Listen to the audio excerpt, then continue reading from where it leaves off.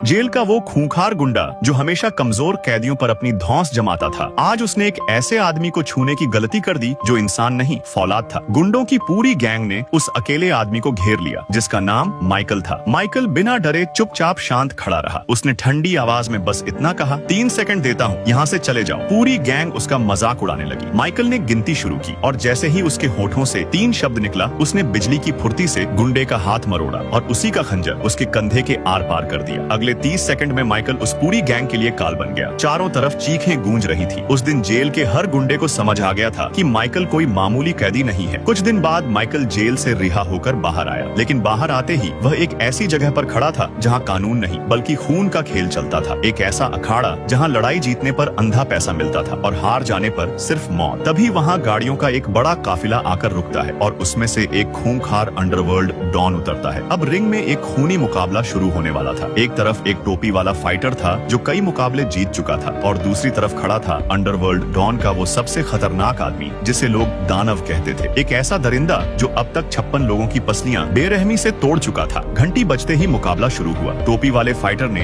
दानव पर वार किए, लेकिन दानव को उन वारों से कोई फर्क तक नहीं पड़ा। फिर दानव ने एक ऐसी खौफनाक लात चलाई कि वह आदमी वहीं ढेर हो गया। लेकिन दानव का मन इतने से नहीं भरा। उसने उस गिरे हुए आदमी की कमर पर लगातार मुक्के बरसाना शुरू कर दिए जब तक कि उसकी पसलियां चूर चूर नहीं हो गई। दानव यह मैच जीत चुका था। खेल के नियमों के मुताबिक हारने वाले फाइटर के मैनेजर ने डॉन को पैसे दिए और अपनी कार में जाकर बैठ गया। तभी कार के पीछे से एक भारी आवाज आई। वो आवाज और किसी की नहीं बल्कि माइकल की थी। उसने सीधे शब्दों में कहा, मुझे फाइट करनी है, लेकिन अगर मैं जीता तो कुल कमाई का 60% हिस्सा मेरा होगा। मैनेजर चौंक गया और बोला, पागल हो गए हो क्या? वो दानव तुम्हें एक मुक्के में मसल देगा। लेकिन माइकल ने उसकी आंखों में झांका और उसे एडवांस के तौर पर थोड़े पैसे थमा दिए। लालची मैनेजर पैसे देखते ही तुरंत मान गया। जब मैनेजर माइकल को लेकर अंडरवर्ल्ड डॉन के सामने पहुंचा तो माइकल का जमकर मजाक उड़ाया गया। डॉन ने हंसते हुए कहा, पहले मेरे छोटे खिलाड़ियों से तो निपट लो, फिर मेरे दानव की बात करना। ये बेइज्जती कड़वी थी, लेकिन माइकल ने अपना गुस्सा शांत किया और रिंग में उतर गया। अब शुरू हुआ माइकल का पहला मुकाबला और सामने खड़ा था एक भीमकाय फाइटर। जैसे ही रिंग की घंटी बजी, वो दुश्मन गुस्से में माइकल पर टूट पड़ा, लेकिन माइकल ने पलक झपकते ही उसकी कमजोरी भांप ली। एक सटीक वार उसके निचले हिस्से पर और दूसरा उछलकर सीधा उसके चेहरे पर। सिर्फ 5 सेकंड के अंदर उसका खेल खत्म हो गया। दूसरा मुकाबला शुरू हुआ। इस बार का फाइटर और भी ज्यादा शातिर था, लेकिन माइकल की नजरें किसी बाज की तरह उसके हर कदम को पड़ रही थी। माइकल ने हवा में घूमता हुआ एक ऐसा जोरदार मुक्का मारा कि एक ही वार में दुश्मन जमीन पर चित हो गया। अब पूरी रिंग में सिर्फ और सिर्फ माइकल का नाम गूंज रहा था। आखिरकार वो महामुकाबला आ ही गया जिसका सबको इंतजार था। एक तरफ 56 लोगों को अपाहिज बनाने वाला वो दरिंदा दानव था और दूसरी तरफ फौलादी जिगर वाला माइकल।